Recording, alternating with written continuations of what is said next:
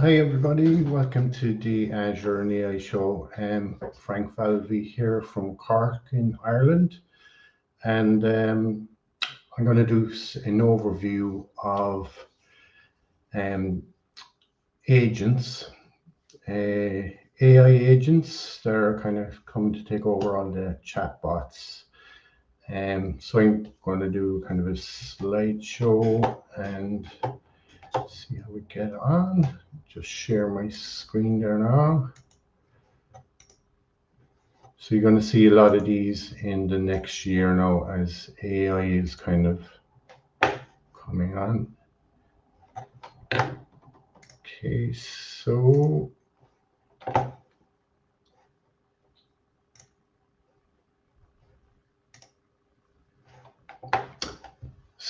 agent overview guide. Okay.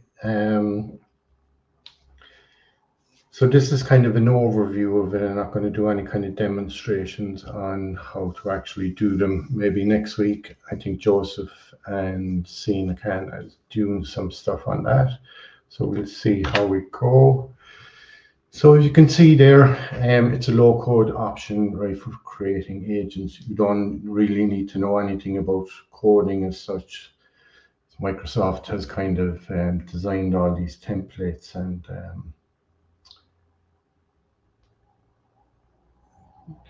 so there's kind of three different tracks. You've got Copilot Studio, Agent Builder, we got SharePoint, and Copilot Studio. I'll kind of focus more on Copilot Studio during this one. So that's part of your M365 Copilot is inside. Copilot Studio is inside in that one.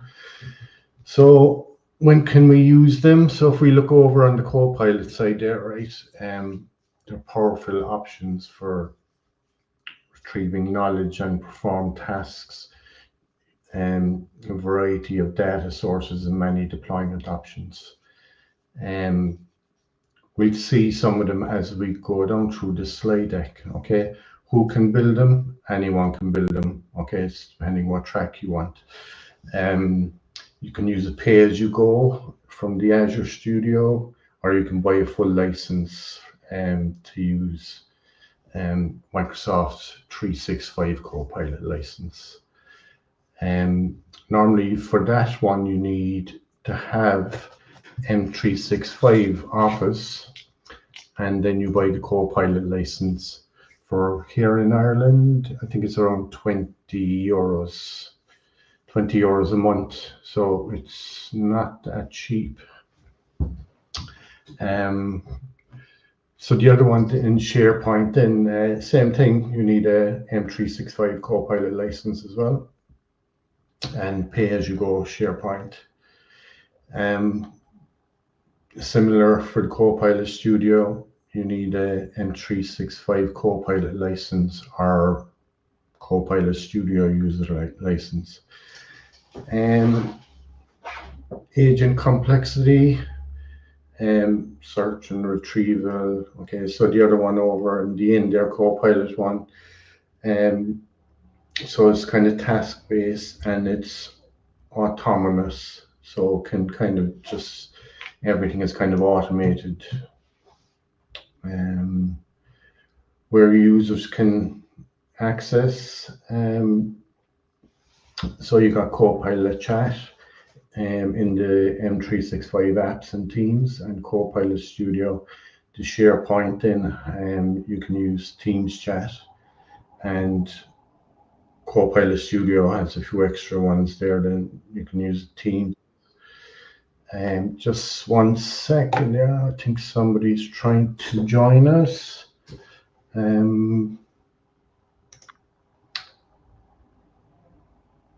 Yeah, I'm just going to leave some people in there, just a second. Okay, how you doing, Dan? Hey, Frank. Yeah, happy to see you. I'm just doing some stuff there on the AI agents. So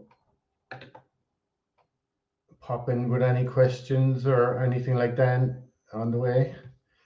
I have loads of slides, but I won't get through them all today, so I might just do a section of it today, and maybe next week I'll carry on with more. I'm not sure if anyone else is joining us to present anything. If you've got anything, we can put a slot open for you, Dave. I might have something at 12:30. I need about a half an hour to get home. Oh yeah. No worries. Sure. If I'll hear if other people are joining anyway, and I'll just come out of the slides and I'll carry on then. Okay.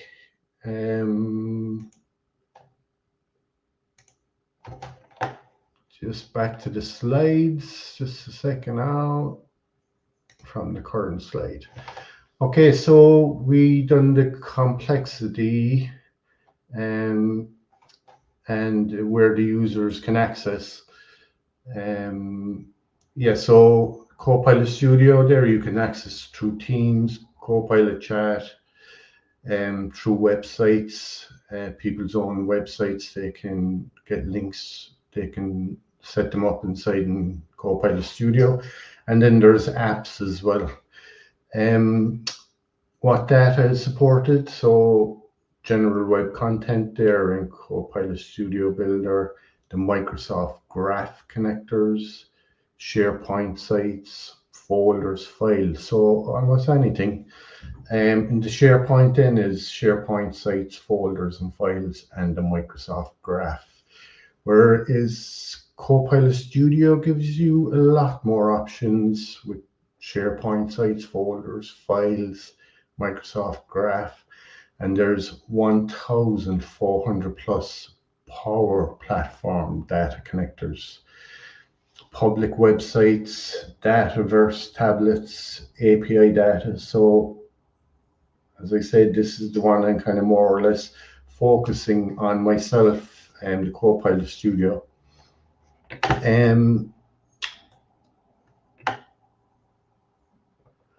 What else do I need to know? Okay, so for the Copilot Studio Agent Builder, it's shareable across users, organizations, and compatibility of agents vary depending on whatever billing model that you choose. Like there's a free one on consumption, or you can have a M365 Copilot license.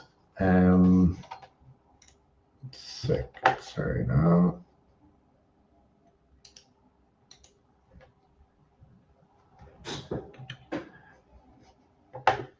Go back to the last part here. Sorry now.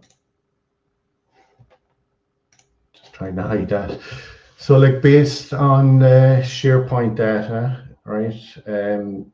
Rebuild for SharePoint sites or create your own. Share as a file link based on existing users' permissions and security settings. And when files are shared on Teams chats, agents can be accessed within the chat. SharePoint agents require M365 license, and Copilot Studio consumption-based licenses. So the last part of that then there, right, for the Copilot Studio allows many data sources and can be deployed outside of M365. And it allows actions and task agents. Some agent capacities manage M365 Copilot licenses. For example, if you're using generative orchestration or generative answers, you know, that are published outside of M365, that's if you use your own kind of data. So we maybe say for a HR, you want to use your own HR policies and your onboarding documents and things like that. So moving on here, so example of some of the templates that Microsoft has in the Copilot chat. So you've got a writing coach, right, that kind of provides detailed feedback on writing, can translate texts and assist in writing tasks. And then you have another one there, idea coach, right? So that helps users with brainstorming and, organizing different ideas. Prompt coach is very important because, big one now is how people come up with different prompts if they're, engaging with a chat with an agent. This is all about the prompt. What you put in is what you're going to get out, so it's going to assist you in creating well-structured prompts to interact with Copilot. And career coach is another one that kind of personalizes career development and understanding roles, skills gaps, learning opportunities and career transition plans, stuff like that. Learning coach then kind of helps users understand complex topics by breaking them down into simple, intermediate and advanced summaries and provide guidance and learning plans along the way. Visual creator, this is another very good one. Like, you can create images and video from text. So you could have a kind of a blog post about some particular topic and you could upload it to Visual Creator, and Visual Creator would actually make a video of your blog post. So it's very good. I've seen it in operation there recently. So moving on then. So Joseph was on last week and he done this one, the onboarding buddy, and he was able to put in all his own documents. Instead of using Microsoft's LLMs, he used all his own documents, policies for doing various things, training and onboarding, all that kind of stuff. So there's another one there, resume reviewer.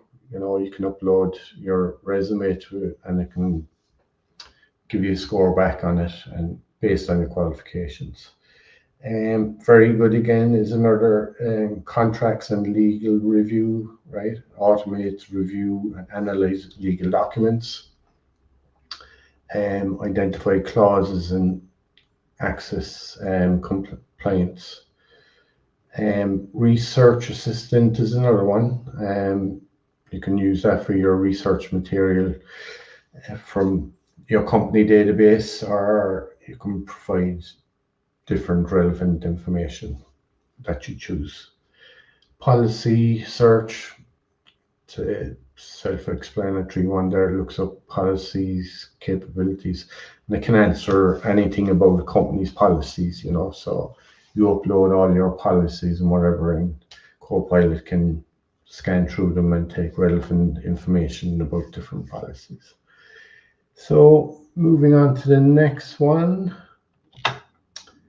So when you're building an agent, we're not going to read through everything here now because, it's when people get bored on it. So it's just giving you the different steps there, right? So the first one there is where you access the agent in the chat and create your Copilot agent. In the right hand side there, there's a pane and you click on the create the agent and then it gives you all the different steps, right? So to define what sort of agent you want to create, and it kind of guides you through building the different stages and describe what your agent is and identify the name of your new agent. And in step 3, you can add organizational data. So you can bring your own kind of third-party internal data into the agent. Step 4 then is defining the agent behavior, right? That's about, you know, how it can actually assist the person that's actually using it, and what sort of tone that you would like to use in the way you reply back. The next one there is step 5, try your agent to add additional customization. So you click on the configure button and you can add extra details to your agent, right? Kind of like knowledge sources, and maybe kind of stuff like prompted something is coming soon if they're inquiring about some new operating system coming out. You can tell them stuff like that. The step 6 then is when you're going to publish your agent, right? If you want to edit or review anything when you select create, to complete the process when you're building your agent. So step 7 then is when you're going to share your agent, right? So that's where you're going to get your URL, your link to put into maybe into your website or wherever. So you can integrate it into your own website then. So then step 8, when you're just using your agent, then you can just go in and test it and see how it's working and everything else like that, and make sure everything is working. So that's using your agent. So there are the 8 steps to building your agent. Not very complicated, so you don't really have to be very technical to kind of set this up. And you don't need to know any code as well with it. So that's very good. So that's in the Copilot Studio as well. It's very good. Moving on to the next section. So these are kind of examples of SharePoint agents and use cases. So the first one there, I suppose, is the biggest one, customer services. Everybody wants to, you know, get information about services and questions and answers and stuff like that. And I suppose the best about the customer service ones, KPIs, right? Lower average resolution times. It's which is very good. You know, people get their answers very quick. They get precise answers faster based on specific deployment documents. Next one is sales. Okay, so you've got your product catalog in there and all your templates. So that can increase sales and your sales rates, you know. So I suppose the purpose of this product model, it can also recommend alternative options if you don't have it in your portfolio. Then there's another one, there's finance, right? Accounting policies, questions, answers, expenses, you know. So again, lower cycle times, right, for KPIs. Gets cost savings recommendations and analyzing financial reports. Marketing is another big area. Brand guides, audience personas, product feedback. Again, this in the marketing space, decreased time to market, and the products up based on current product documentation. So that's good for that. And the next one there, the HR one, very good for employee onboarding. Takes out the human out of it, and AI can do all that kind of stuff for your policies, any questions and answers. Again, reduce time, save company money and people, and streamline learning information and consumption roles specific on onboarding agents. So you can have different agents for different kind of employees So you could have a different agent, HR agent for customer service employees or sales employees. And the other next common one is legal. So that can kind of have question and answers about regulations and contracts and that. Again, it improves time and costs, access to contracts, expertise, similar documents and criteria. And the next one then is IT, knowledge-based stuff. Everybody kind of, that all the articles, the fixed stuff.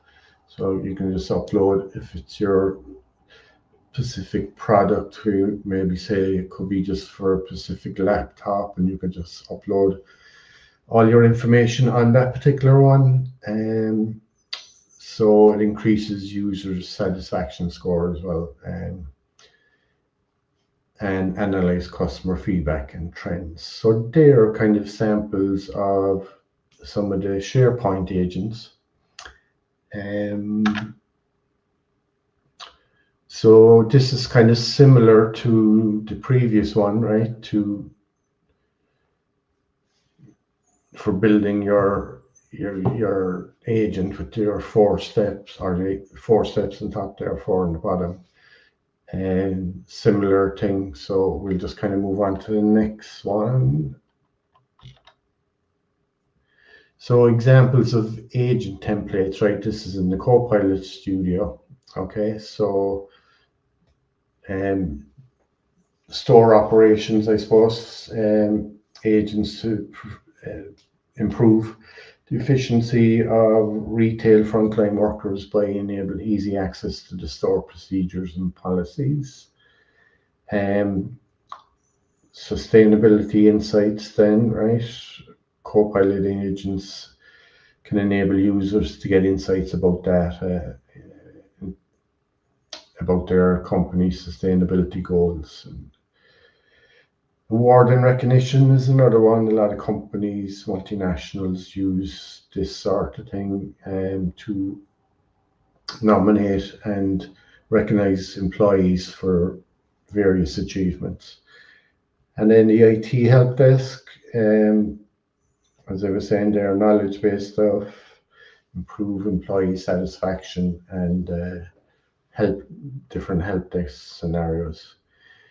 And the weather, another one here, is, is a good assistant for the weather forecast from your local area, wherever you are, and obviously future forecasts. So they're kind of another example of the agents in the Copilot Studio. These are all kind of pre-built ones that you can just pick out and just add your own style to them. So just these are the how to build the Copilot Studio ones. They're all similar.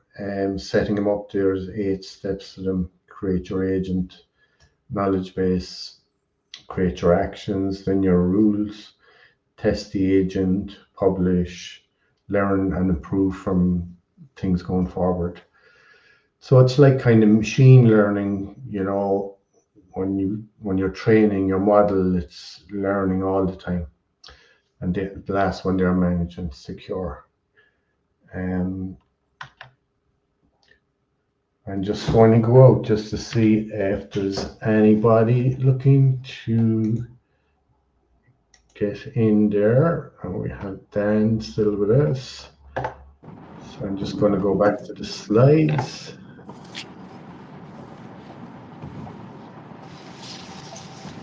From the current slide. And if anybody is looking for these slides, they're actually available for free on Microsoft. If you want to send me any a message on LinkedIn or in the chat here, and I can post the link for you. No worries. So these are examples of Microsoft built graph connectors. So there's a lot of companies actually doing it now. As you can see there, Service now has a couple of them, knowledge base ones, and catalogs and tickets. Salesforce as well, they're doing kind of a lot of stuff as well. So there's a lot of like Jira as well there. They're very kind of popular ones. And Google has them, Amazon has them, so a lot of stuff kind of coming in this space in the next year, and they all use the Microsoft 365 Copilot and agents. So Microsoft is investments to accelerate your time to value. So it's like it's partnering up with all these different companies to help them, kind of get, if you're used to using, we'd say Jira, Microsoft is working with them so as you can use Copilot with Jira and stuff like that. So they've got Microsoft 365 Copilot partner directory. So you can go into this and you can see all the different partners, and obviously you can deploy different assistants from the Microsoft Fast Track, and then get started on your Copilot journey with expert lead services through Microsoft Unified. So a lot of stuff kind of coming, guys. So just engage with it, it's, don't get left behind.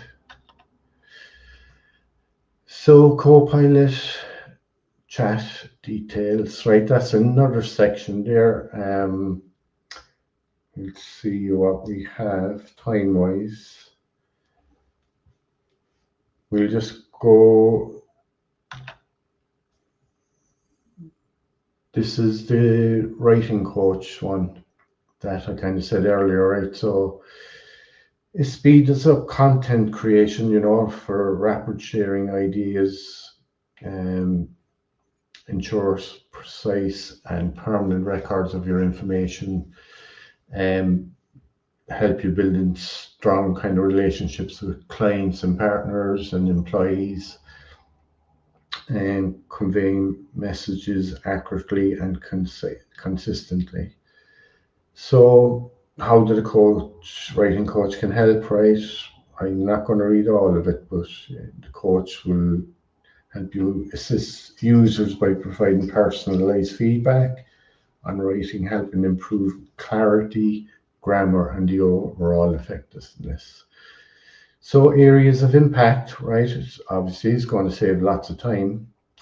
It's going to improve the quality of written communication and speed and decision making, right? So that's kind of like what over on the right hand side there, what your writing coach could look like. It'll give you all those prompts there, like translate a piece of text, professionalize a blog post, write a white paper. So stuff like that. There's the idea coach then. That's what that kind of app will look like over there on the right hand side, right? So it's going to help businesses kind of improve creativity, help them grow and stay competitive by fostering and creating environments, and help develop new ideas, products and services. How the idea coach can help, right? Copilot idea coach can assist you with different scenarios like product development, marketing, and team building. Some of the areas there, right? Improve creativity, generate more ideas for evaluation, improve marketing, and improve product design. So on the right hand side there, you can see all the different kind of prompts that it might give you some ideas that you might want to use, like brainstorming exercises, organizational ideas, feedback and improvement, training and development. So that's the idea coach. There's the prompt one, and the prompt one, as I said kind of earlier, is, you know, trying to help yourself kind of come up with different prompts. The more you actually put into the prompt is what you'll actually get out of it. So don't just say create an image of a car. You could say create an image of a car, and I want it to be blue color, and I want to have sporty wheels with alloys on it. You know, a big kind of prompt like that, instead of just saying give me an image of a car. So just expand the prompt, kind of tell it the colors and kind of stuff like that. So that's kind of the prompt coach. It'll help you improve Copilot usage, the speed, time to value of the Copilot, and it'll improve your business processes. And you can see all the different prompts on the right hand side there that can help you with, like if you want to analyze something to provide feedback, how to improve a product. So prompt engineering, you know, help you write good prompts as well. So it's definitely, this is a big focus area if you're to kind of engage with Copilot or ChatGPT or any of the AI services out there. So there's the career coach, and this one there is kind of more or less kind of self-explanatory. Really, it's kind of going to help you with your career, reflect on achievements, identify challenges, and different actionable goals for growth and development. How the coach can help: self-assessment, goal settings, personal guidance, and continuous improvement. So you can see what it looks like over on the right hand side there, and it's giving you the various prompts. So the different areas, like if you want to look into different skills gaps or learning opportunities, networking strategies, all that kind of stuff. So that's your kind of career coach. And there's a learning coach, kind of something similar, help you improve kind of support to individuals in their learning and development. And by leveraging AI, the Copilot coach helps enhance the skills with relevant knowledge and achieve their learning goals. So some of them there, how the learning coach can help: personalized learning track. So we'd say if you want to become an Azure solutions architect, might tell you go for the AZ900 first, which is your fundamentals, and then the AZ104, which is the administrator one, and then up to your expert level, which was the AZ500, as far as I know. So that could kind of tell you what the track is and different skills developments. Then continuous learning, goal settings and tracks. So areas of impact, right? It will improve employee satisfaction and reduce turnover. So there's the coach on the right hand side. That's what it'll kind of look like with your prompt on the bottom. Areas that you might want to interact with it, like learn, if you want to learn new languages, create a learning plan,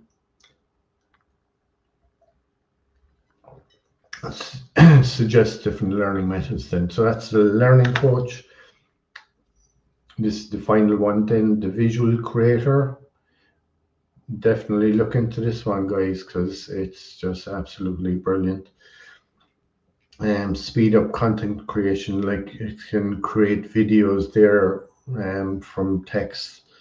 So if you had a blog post about something, how do you want to build a PC or something like that, and it'll come up with a video and it shows you putting in all the different parts and stuff like that.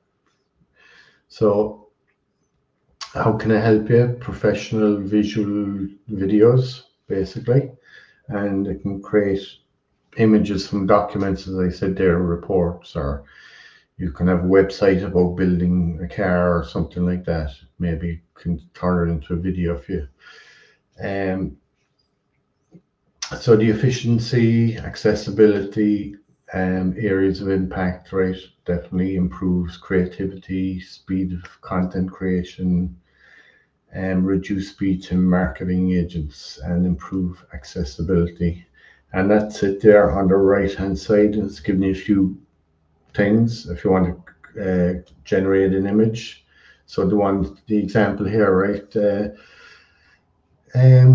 You can say create an image of a hyper realistic image of a modern workspace with a colorful furniture and a moss wall in a mid-morning light. So that's the prompt that it kind of comes up with there. Or you can create a video, as I said there, from your website or something like that. So that's kind of that. I leave this section maybe for next week. So that's Frank Cynthia L asked about Azure certifications. I sent her the link to join us if she has an opportunity, but I don't know if she's sitting in the lobby of the AI show or not. If you sent her the link, then yeah.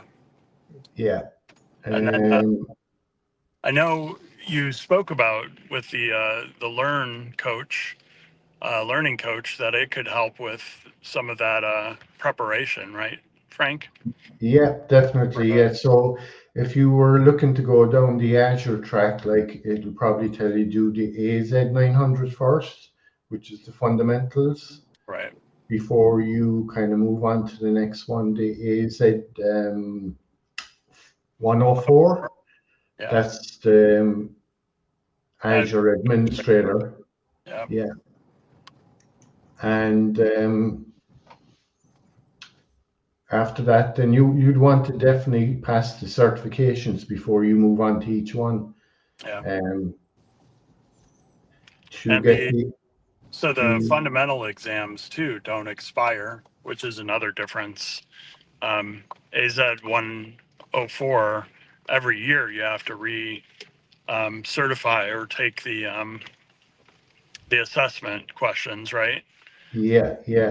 And then with 900, it's not necessary to kind of validate your knowledge. They assume that if you know the fundamentals don't change, I guess. Yeah. The fundamentals. Once you get that certificate, it's always there. I can just maybe bring up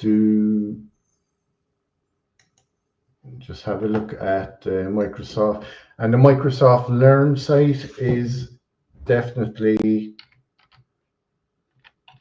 a place to go to if you want to learn the AZ900. They have all the course material there. 1 second now, I'll just share my screen again. Or am I still sharing it, Stan? Yeah, we just got home. Yeah, so I can see the website there.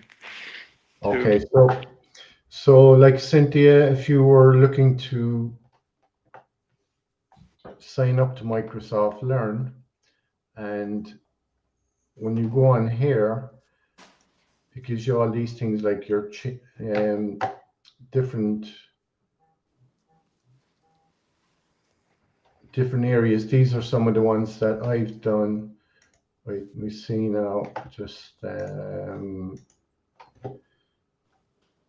so this is the Azure Administrator one, right? So I'll just go into that one just to show you. So on the website, this is the AZ 104, okay?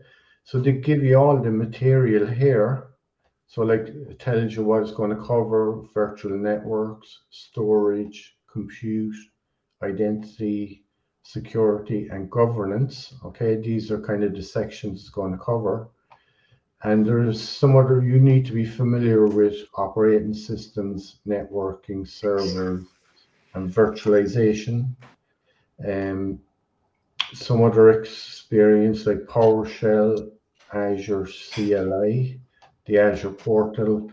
So like if you do the AZ900, you'll get kind of, and this is all the information that they'll give you. There's a course there on it. So it's the AZ104. So I'll just go into, like, that's 3.5 hours. So there's a good bit of stuff there. It also gives you a practice exam. 1 second now. I'll just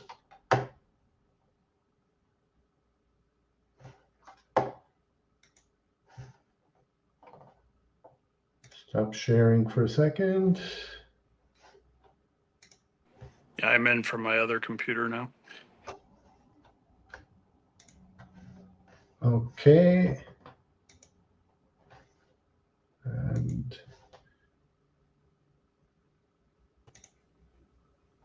there you go then. Thank you. So I can share my screen here.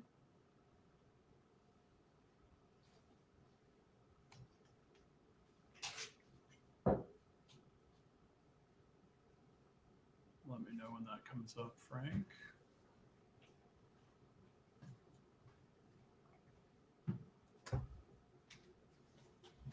Yeah, I can see that there now, Dan. Your screen is up there. Excellent. Well, Frank talked about a lot of the things with the Copilot agents. And one thing that's not necessarily Copilot, but certainly AI related that I've been playing around with is the Rehearse with Coach feature in Microsoft PowerPoint. So let's say that I've got a few slides here and I'm preparing for a presentation on, Frank, how many were there? There were like maybe 6 points to the slides for the agents, for example. For setting them up? Yeah. Yeah, there was 8. 6, 8. Okay. 8, yeah. So let's create 8 slides here. Then your sound is a small bit low. Okay, let me see if I can increase that. Let's try this.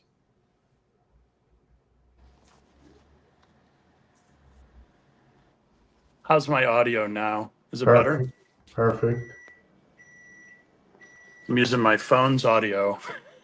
Using my computer's sharing capabilities. So hopefully that's better. Very good.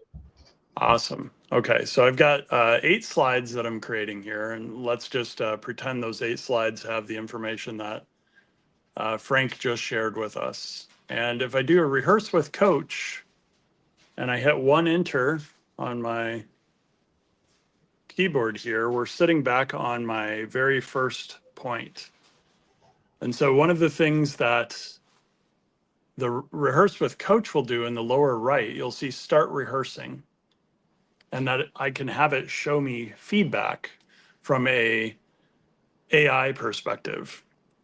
So instead of having to wait till we're live with Frank on the Azure and AI show, one of the things I can do is think about how quickly I'm speaking.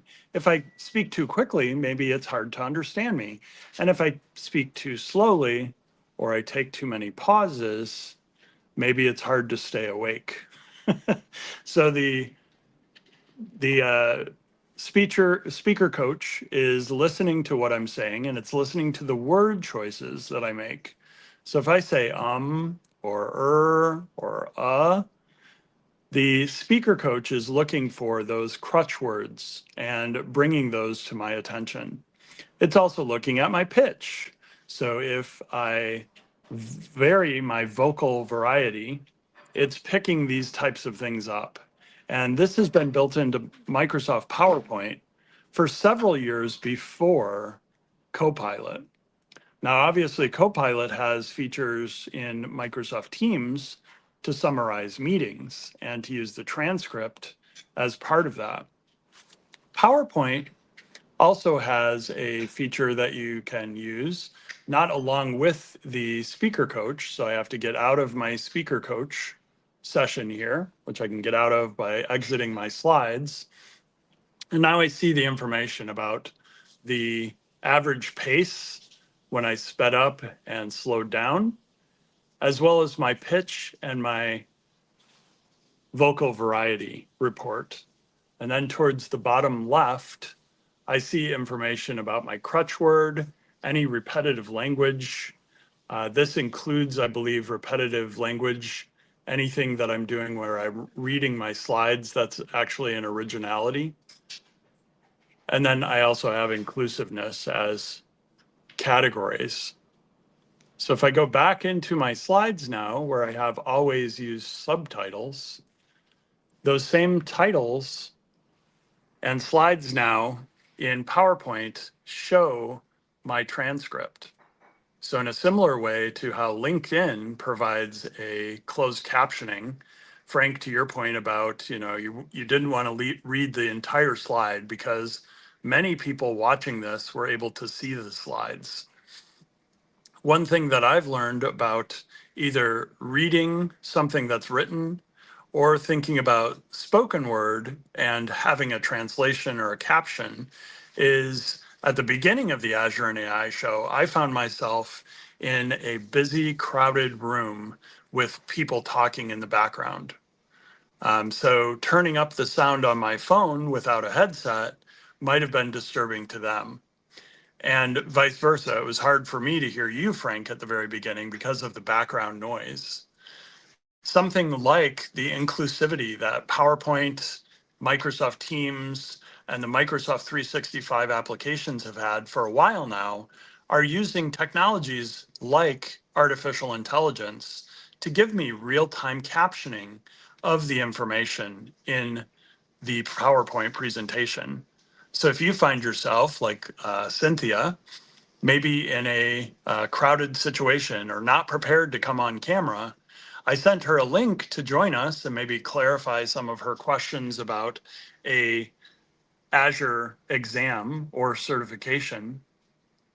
But one thing that we can do here to be more inclusive is to think about making sure that we have not only spoken information, but also the written information for including as many folks as we can worldwide. One thing that we talked to Gabriel about, who is from Spain, is the fact that this spoken language versus written language can also be real-time translated between two languages. So I'm still speaking English.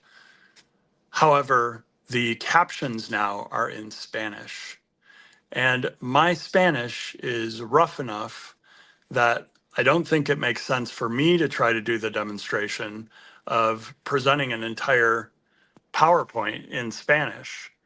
But with Gabriel and other folks that have joined us for the Azure and AI show, I think Spanish might be our first language that we have multiple guests that could assist us with.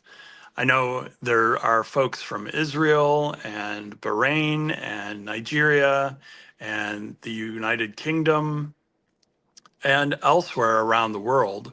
There may be people from the United States or from Ireland that also speak more than one language. So the fact that we could test some of these types of things to even be more inclusive than we find ourselves by just speaking English and using that as a common language amongst all of our presenters might be an interesting thing for an upcoming meeting. Besides using AI in PowerPoint, we also have the ability to use AI in Teams. And Frank, I know we've talked about this before. The fact that Teams now with Teams Premium can do things like meeting recap and give me the types of outcomes from a meeting. But with Copilot from for Microsoft 365, we have a lot of different things that we can do. Cynthia, that's awesome. You're from Mexico. So I have family in Spain, and my family in Spain pointed out, and I think that's the two languages. I don't think I saw them in the dropdown for PowerPoint, but I've certainly seen in the dropdowns for languages in other places the difference between Spanish in Mexico and Spanish spoken in Spain. There might be different words, there might be different slang or words to even meaning of words that are different between Mexico and Spain. But for the most part, having captions in another language, whether it's spoken or it's translated into the written text for the captions, is one of the things that PowerPoint can do. And this is on the back end using Azure Cognitive Services. So it's yet another example of, Frank, why we called this the Azure and AI Show, right? It's both Azure services that are doing some of that translation, and it's artificial intelligence that's picking up the words that I'm saying. And then instead of waiting for somebody else to translate those, machine learning and algorithms are running to figure out the words I'm speaking. And I'm providing PowerPoint the information about the language I speak. In the future, we may not need to tell something like PowerPoint or Teams or even Copilot what language we're speaking, because if Copilot understands those different languages, if I decide to context switch, or I'm speaking a little bit of Spanish and some of the words are in English or vice versa, at some point, AI would be able to pick up on those types of things. Hey, that sounds like Spanish, or that word sounds like it's in French. And we might be able to have information like that. Or, hey, can you translate the French because I didn't really understand the phrase that somebody used, or I didn't understand the phrase that was in English. Well, I'm a Spanish speaker. When I visited Spain, one of the other things I noticed was that the operating system, including the Teams application, is installed and viewable in Spanish. So Frank, I don't know if you've ever taken the time to do this, but under settings in Teams, there is a set of features that you can turn on and off. And I think it's under either general or maybe the,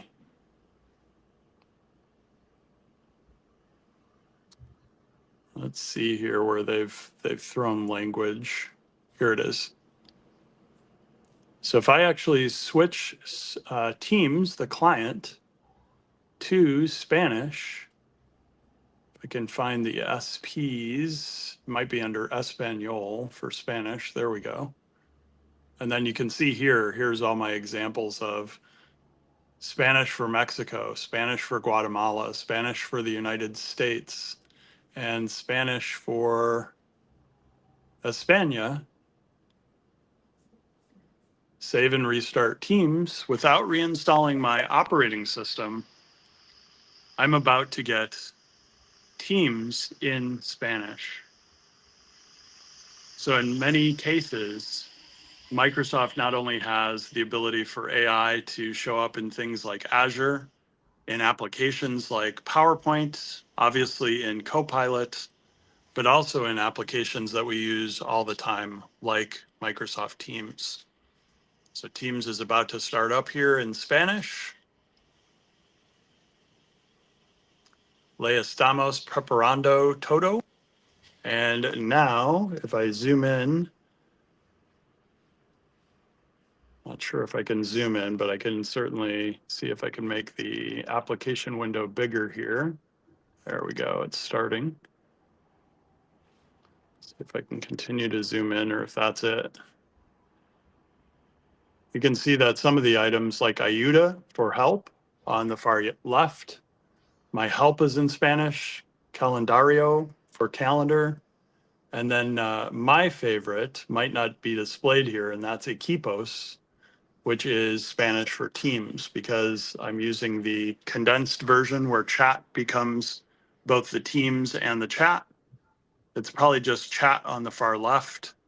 So you can see actividad for activity and ayuda for help and calendario for calendar.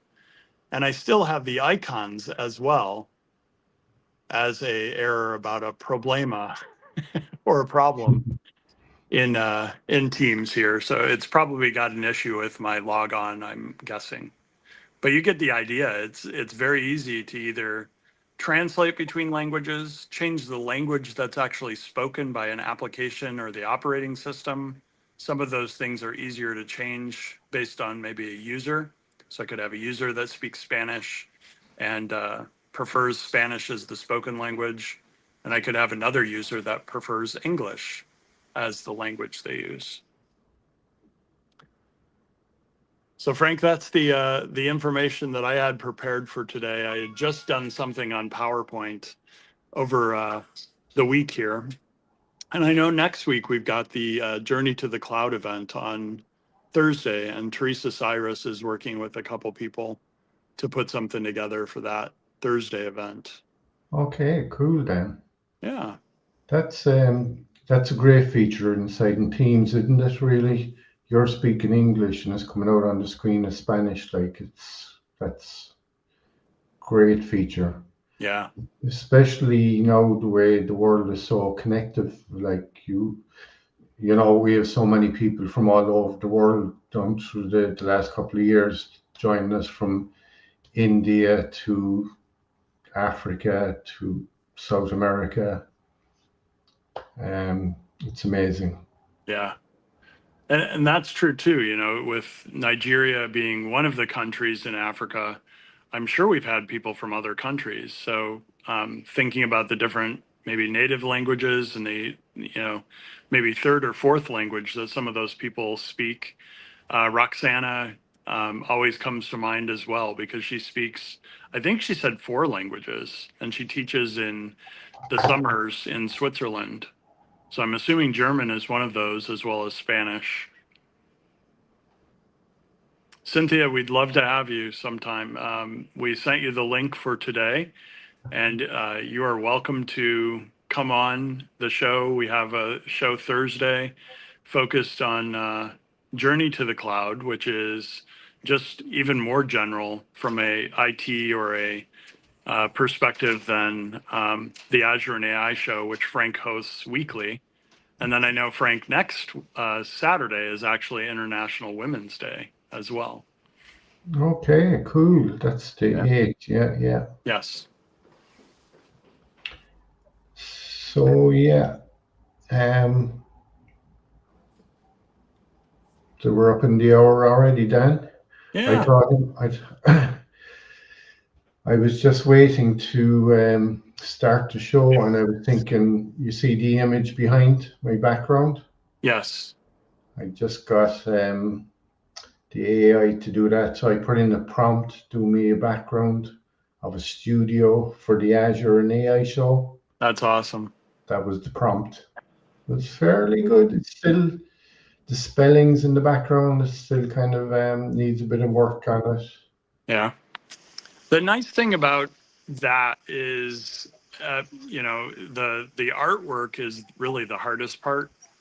Yeah, so you could see Changing the like AI. the title, we could always go into one of the tools like Designer or almost any image editing tool, and just we can type pretty easily, or even use like a stylus and write the title.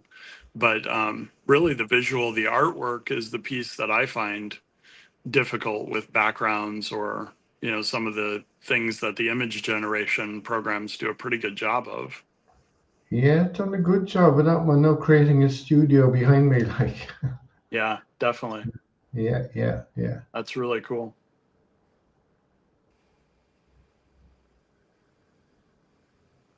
So then we're up in the hour there, so I'll just end the live recording, and just everyone, next Thursday, the first Thursday, is the Journey to the Cloud, and that's is that 6 o'clock GMT? I think, Frank, I think we've been doing it at exactly the same time that you do this.